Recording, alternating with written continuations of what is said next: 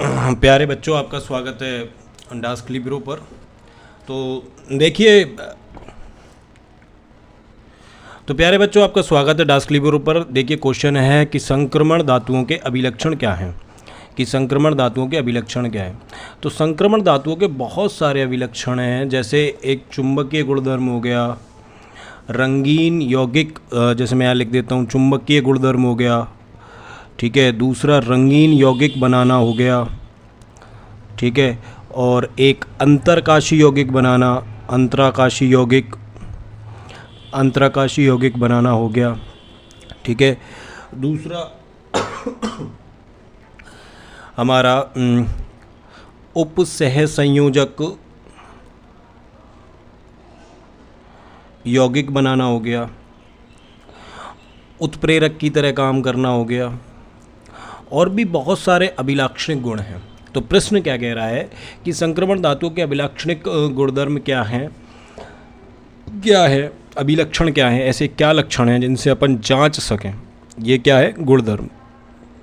और यहाँ पर जब अभिलक्षण की बात कर रहा है तो वो गुण के बारे में नहीं पूछ रहा, गुणधर्म के बारे में नहीं पूछ रहा। वो हमसे ये जानना चाह रहा है कि हम कैसे चेक करके बताएं कि यही संक्रमण धातु है। फिर ये कह रहा है कि ये संक्रमण धातु क्यों कहलाती है। तो आपको प्रश्न बहुत अच्छे से स्पष्ट होना चाहिए। वह यह नहीं पूछ रहा है कि चुंबकीय गुणधर्म क्या है, रंगीन यौगिक क्या है, अंतरकाशी यौगिक क्या है, उपसहसंयोजक यौगिक क्या है, उत्प्रेरक क्या है। वह कह रहा है कि अभिलाक्षण गुण क्या है, अभिलक्षण क्या है, कैसे पहचाने। जैसे सामने वाले को एक लड़का है जिसको आपने देखा कि उसने हल्का सा चश्मा लगा रखा है, तो दूर से देखने पर हमको पता चल रहा है कि भाई ये इंटेलिजेंट होगा। तो ऐसे क्या गुणधर्म हैं, ऐसे क्या लक्षण हैं जिन लक्षणों को देख करके नहीं है, या जिन लक्षणों का पता लगा करके नहीं हम बता सकते हैं कि हम इसे संक्रमण धातु कह दें। फिर ये कह रहा है कि ये संक्रमण धातु क्यों कहलाती है, और डी ब्लॉक के तत्वों में कौन से तत्व संक्रमण श्रेणी के तत्व नहीं कहलाते। अब डी ब्लॉक में हमारे पास कुल 40 तत्व हैं, और 40 तत्वों में हमारे जो 4 तत्व हैं D10 वाले, वो चारों के चारों तत्व भी हमारे संक्रमण धातु में नहीं आते, ठीक है। वो डी ब्लॉक में तो हैं क्योंकि उनका अंतिम इलेक्ट्रॉन डी ब्लॉक में जा रहा है। तो अब एक बेसिक डेफिनेशन उठती है कि डी ब्लॉक क्या है। तो डी ब्लॉक हम ऐसे ब्लॉक को कहते हैं जहाँ पर अंतिम इलेक्ट्रॉन, जब हम इलेक्ट्रॉनिक विन्यास को भरें तो वह डी उपकोष में जाए या डी कक्षक में प्रवेश करे या डी कक्षक में भरा जाए। जैसे अगर 3D श्रेणी की बात करें तो स्कैंडियम से लेकर के नहीं है और हमारा जिंक तक, ये हमारा पूरा का पूरा डी कक्षक है, ठीक है। अब यहाँ पर दूसरा प्रश्न उठता है कि भाई ये जो जिंक के नीचे वाले एलिमेंट्स हैं, यहाँ पर एलिमेंट आएगा SN112 और यहाँ पर जो एलिमेंट आएगा वो आएगा एक्टेनियम, ठीक है ना। तो ये जो तत्व हैं, ठीक है, कौन, इन सारे एलिमेंट्स को तो हमने कहा कि ये संक्रमण श्रेणी के तत्व हैं, लेकिन इन 4 एलिमेंट्स को हमने हमारी संक्रमण श्रेणी की परिभाषा से बाहर निकाल दिया। अब समस्या ये उठती है कि अभिलक्षण क्या है। वह पूछ क्या रहा है कि अभिलक्षण क्या है, गुणधर्म बताओ कि ऐसा क्या है जैसे देख करके हमें पता चल जाए कि भाई साहब यही हमारा डी ब्लॉक का एलिमेंट है और दूसरा नहीं है, ठीक है। तो हम क्या करें कि एक अभिलक्षण जो हमें दिया गया है वह यह दिया गया है कि वह जो एलिमेंट होगा, जो संक्रमण श्रेणी का एलिमेंट होगा, उसका डी उपकोष पूरा भरा नहीं होगा। यह पहला लक्षण है, उसका डी उपकोष पूरा भरा नहीं होगा। तो अभिलक्षण क्या है, ठीक है, कि पूरा भरा नहीं होगा। फिर ये कह रहा है संक्रमण धातुएं क्यों कहलाती हैं, क्योंकि इनके संक्रमण गुणों के कारण, ठीक है, क्योंकि ये उसका मैं अभी आंसर दूंगा, ठीक है। और ये वाले तत्व हमारे जिनके डी उपकोष पूरे भरे रहते हैं। फॉर एग्जांपल, जैसे हमारे पास है स्कैंडियम में हमारे 21 electrons, first S2, 2S2, 2p6, 3S2, 3p6, 3d1 and 4s2। तो यहाँ देखो कि यहाँ जो D है उसमें 1 इलेक्ट्रॉन है, और जो हमारा D है उसमें टोटल 10 इलेक्ट्रॉन्स आ सकते हैं।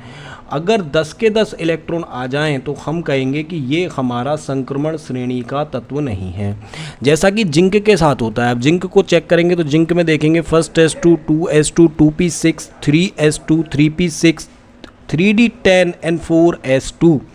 अब इसका जो उपकोष है 3D वह पूरा भरा है, इसलिए अपन जिंक को संक्रमण श्रेणी का तत्व नहीं कहते, जबकि स्कैंडियम को कह देते हैं। ठीक है ना। अब समस्या ये आती है कि सर हम आपकी बात से सहमत हैं कि हम जिंक को नहीं कहेंगे, लेकिन एक हमारे पास एलिमेंट है कॉपर।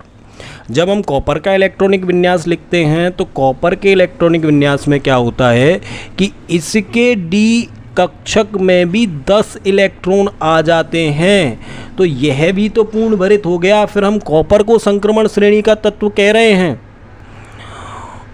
और जिंक को नहीं कह रहे। तो ये लोचा क्या है? तो परिभाषा यह कहती है कि जो संक्रमण श्रेणी के तत्व होंगे, पहली बात तो डी उपकोष पूरा भरा नहीं होगा, डी उपकोष पूरा भरा नहीं होगा।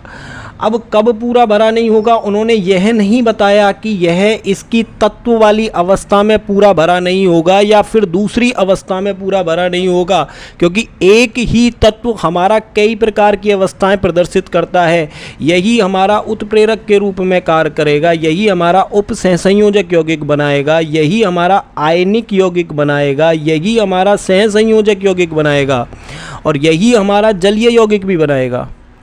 तो इसने ये नहीं कहा कि ये तत्व की अवस्था में पूरा भरा होना चाहिए, परमाणु की अवस्था में पूरा भरा होना चाहिए, यौगिक की अवस्था में पूरा भरा होना चाहिए, या फिर उपसहसंयोजक यौगिक की अवस्था में पूरा भरा होना चाहिए, जलीय यौगिक की अवस्था में पूरा भरा होना चाहिए। तो ये क्या कहता है, परिभाषा ये कहती है कि डी उपकोष परमाणु की आयन, चाहे कोई सी भी अवस्था हो, जितनी अवस्थाएं उसकी पॉसिबल हो सकती हैं, चाहे वह आयन की हो, चाहे वह धातु परमाणु की हो, चाहे वह तत्व की हो, अगर इनमें से किसी भी अवस्था में डी उपकोष पूरा भरा नहीं है तो वह हमारा संक्रमण श्रेणी का तत्व नहीं माना जाएगा। अगर डी उपकोष पूरा भरा नहीं है तो इन अवस्थाओं में हम उसे संक्रमण श्रेणी का तत्व कहेंगे। ऐसा फिर अपन संक्रमण श्रेणी का तत्व कॉपर को क्यों मान रहे और जिंक को क्यों नहीं मान रहे? क्योंकि जिंक हमारा ज़्यादा से ज़्यादा 2+ बनाएगा, क्योंकि जैसे ही जिंक 2+ बनाएगा वैसे ही यहाँ से 2 इलेक्ट्रॉन जाएंगे और जाने के बाद में यह 3D10 बना लेगा, जो बेहद स्थायी विन्यास होता है। तो अगर यह आयन भी बनाता है तब भी इसका जो विन्यास है वह 3D10 ही होगा। लेकिन कॉपर के कुछ हमें एलिमेंट्स ऐसे मिलते हैं जैसे कॉपर ऑक्साइड, कॉपर सल्फेट, जहाँ पर कॉपर +2 बनाता है, जहाँ पर कॉपर क्या बनाता है +2। अब जब ये +2 बनाएगा तो क्या होगा, जब ये +2 बनाएगा तो एक इलेक्ट्रॉन यहाँ से जाएगा और एक इलेक्ट्रॉन डी उपकोष से जाएगा, तो इसका जो इलेक्ट्रॉनिक विन्यास है वह हमारा 3D9 हो जाएगा और हो जाने की वजह से इसका डी उपकोष अपूरित या अर्धपूरित या अभरित हो जाएगा। समझ में आई बेटा बात मेरी, जो मैंने आपको बोली कि यहाँ पर जैसे ही कॉपर कौन सी अवस्था में, आयन की अवस्था में, तो पहचान क्या है, अभिलक्षण क्या है कि डी उपकोष पूरा भरा नहीं होना चाहिए। दूसरा, कब भरा नहीं होना चाहिए, आयन, धातु, परमाणु, तत्व, किसी भी अवस्था में। बोलो भाई। तो अब हमारे पास 4 एलिमेंट बचे। जिंदगी कबाड़ हो गई, इस ट्रिक से आप याद रख सकते हो, जिंदगी कबाड़ा हो गई। सुनो, तो ये जो 4 एलिमेंट हैं ये अपनी हर अवस्था में क्या करेंगे, डी उपकोष को पूरा भर देंगे। ठीक है, और डी उपकोष पूरा भरने की वजह से हमने इनको संक्रमण श्रेणी का तत्व नहीं कहा है। अब इसके बाद में प्रश्न ये उठता है कि भाई कि डी ब्लॉक के तत्वों में से कौन से तत्व संक्रमण श्रेणी के तत्व नहीं कहलाते, हमने पता कर लिया। अब प्रश्न उठता है कि डी ब्लॉक के तत्व ये संक्रमण धातुएं क्यों कहलाती है? क्योंकि देखो, अगर हम आवर्त सारणी को ड्रॉ करें तो यहाँ क्या आएगा, हमारा आएगा बेरिलियम, मैग्नीशियम, लिथियम, सोडियम, और इसके बीच में हमारा यहाँ कैल्शियम, कैल्शियम के बाद में स्कैंडियम, और स्कैंडियम से ये चला जाएगा जिंक तक, और जिंक तक जाने के बाद में यहाँ हमारा पी ब्लॉक चालू हो जाएगा। तो जो संक्रमण धातु है वह पी ब्लॉक और एस ब्लॉक, पी ब्लॉक और एस ब्लॉक के बीच का ब्लॉक है, और बीच का ब्लॉक होने की वजह से यह एस ब्लॉक और पी ब्लॉक दोनों के लक्षण को प्रदर्शित करती है। इसलिए ये क्या है, एस ब्लॉक से पी ब्लॉक तक जाने के लिए एक पुल का कार्य करती है। ये धातुएं क्या कर रही हैं, एक पुल का कार्य कर रही हैं। इसलिए अपन इनको क्या कह रहे हैं, संक्रमण धातु कह रहे हैं। ट्रांजिट रूट बता रहे हैं कि यहाँ से आपका रास्ता होकर के नहीं यहाँ जा रहा है, इसलिए हम इन्हें क्या कह रहे हैं, संक्रमण धातुएं कह रहे हैं। अब पेपर में क्या लिख कर आना है वो सुन लो भाई। पेपर में क्या लिख कर आना है, पेपर में हम लिख के आएंगे, ऐसे तत्व धातु परमाणु अथवा आयन जिनके डी कक्षक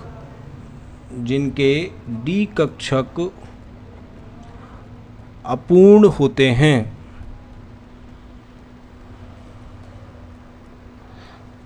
संक्रमण श्रेणी के तत्व कहलाते हैं। ये संक्रमण धातुएं इसलिए कहलाती हैं क्योंकि इनके रासायनिक गुणधर्म एस तथा पी ब्लॉक के मध्य परिवर्ती होते हैं। तीसरा आंसर, जिंक Z बराबर 30, कैडमियम Z बराबर 48, मरकरी Z बराबर 80 और एवं Cn Z बराबर 112 तत्व संक्रमण श्रेणी के तत्व नहीं कहे जा सकते क्योंकि इनके डी उपकोष अपूर्ण हैं। ठीक है बेटा जी, आशा करता हूँ कि आपको समझ में आया होगा। लाइक शेयर एंड सब्सक्राइब करो भाई, नया चैनल है, 2024 जून में इसको बनाया जा रहा है। आप समझ सकते हो कि यूट्यूब पे बहुत सारे टीचर्स हैं, बहुत सारी भीड़ है। ठीक है, तो थोड़ा सा सपोर्ट कर दो इस चैनल को। Please like share and subscribe, share करो ज़्यादा से ज़्यादा बच्चों को। अगर कंटेंट पसंद आएगा तो हमें मोटिवेशन मिलता है, सच में मोटिवेशन मिलता है। अब जैसे वीडियो देखें, पता चला 100 व्यूज़ हैं और एक वीडियो देखें यार 1 लाख व्यूज़ हैं, ठीक है, तो मन करता है आगे आपके साथ और काम करने का और अच्छा कंटेंट प्रोवाइड करने का। जो इंटरनेट पर कोचिंग इंस्टीट्यूट्स क्या करते हैं कि कोचिंग इंस्टीट्यूट्स अपनी कोचिंग को चलाने के लिए यूट्यूब का एज ए अपन कह सकते हैं एडवर्टाइजमेंट टूल इस्तेमाल करते हैं। वहाँ कंटेंट नहीं मिलता, वो कंटेंट को छुपा के रखते हैं अपने कोर बच्चों के लिए। ठीक है, मैं यहाँ पर वो सारा कोर कंटेंट आपको बांटने वाला हूँ। तो थोड़ा सा मेरा मन रखने के लिए अगर आपको पसंद आ रहा है तो शेयर करो ज़्यादा से ज़्यादा दोस्तों के साथ। ठीक है भाई, मिलते हैं आपसे नेक्स्ट वीडियो में।